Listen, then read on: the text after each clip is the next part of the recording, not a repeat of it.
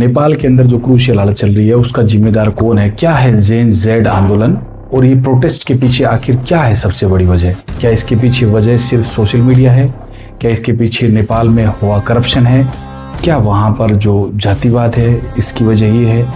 आपने जो करप्शन और जो ये आंदोलन जेन जेड का देखा, इससे पहले भारत के पड़ोसी देश जैसे श्रीलंका, अफगानिस्तान, बांग्लादेश, रिसेंट अभी इंसिडेंट हुआ बांग्लादेश के साथ, तख्ता पलट हो गया और वहाँ से भी वहाँ की पीएम है वो शेख हसीना भाग गई और यहाँ पर भी पीएम ओली है, उन्होंने इस्तीफा दे दिया है और वो भाग गए ऐसा बताया जा रहा है।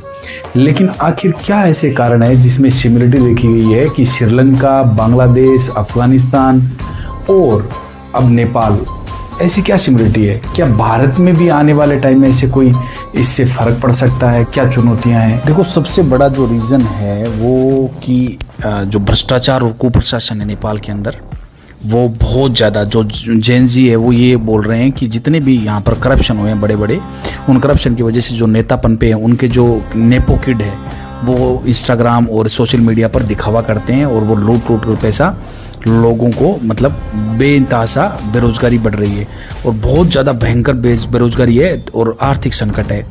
प्रति व्यक्ति आय अगर अपन बात करें तो सिर्फ मतलब ना के बराबर। और अगर मान लो बात करें इस जो पूरे आंदोलन का नेतृत्व कौन कर रहा है, बालेन शाह है, ये काठमांडू के मेयर हैं, और एक सुधन गुरुंग, ये जैसे चेहरे हैं, इन लोगों ने प्रेरित किया है। हिंसा की वजह से लगभग 20 से 22 मौतें अभी तक हो गई है। संसद पर हमला कर दिया है। पीएम ओली है, उसने इस्तीफा दे दिया है। अब कहने का मतलब ये है कि ये घटनाएं क्या सिर्फ और सिर्फ यही हुई है नेपाल में? नहीं, इससे पहले बांग्लादेश में 2024 के अंदर बहुत ज़्यादा जो एग्जामिनेशन जो होता है, सर्विस का होता है, कोटा का विरोध हुआ और उसमें हसीना जो है वो देश छोड़ के चली गई, वहाँ की पीएम। श्रीलंका में 2022 के अंदर महंगाई भ्रष्टाचार का विरोध में राजपक्ष है, उनको हटना पड़ा, राजपक्ष जो ब्रदर थे। अफगानिस्तान में 2021 के अंदर तालिबानी विरोध हुआ और शिक्षा और स्वतंत्रता के लिए आंदोलन हुआ और वहाँ पर आज तालिबानी राज कर रहे हैं। पाकिस्तान के अंदर हर बार तख्ता पलट होता रहता है। 22-23 के अंदर इमरान खान की गिरफ्तारी के बाद युवा विरोध हुआ और उसके बाद में शरीफ परिवार वापस आ गया। तो कहने का मतलब ये है, सबसे बड़ी चीज़ ये है कि आर्थिक असमानता है, नेताओं के जो ऐशो आराम है और नेपो किड्स के जो ऐशो आराम है, वो सबसे बड़ा रीजन, करप्शन सबसे बड़ा रीजन है। सरकार दमन कर रही है।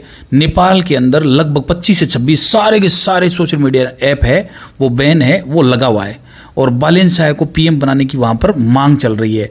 वैसे ही जैसे बांग्लादेश के अंदर जो है वो पीएम चेंज होने के बाद तख्ता पलट हो गया था और जैसे कि अफगानिस्तान में तालिबान शासन शुरू हो गया था, ऐसे ही कहने का मतलब ये है कि भारत के चारों तरफ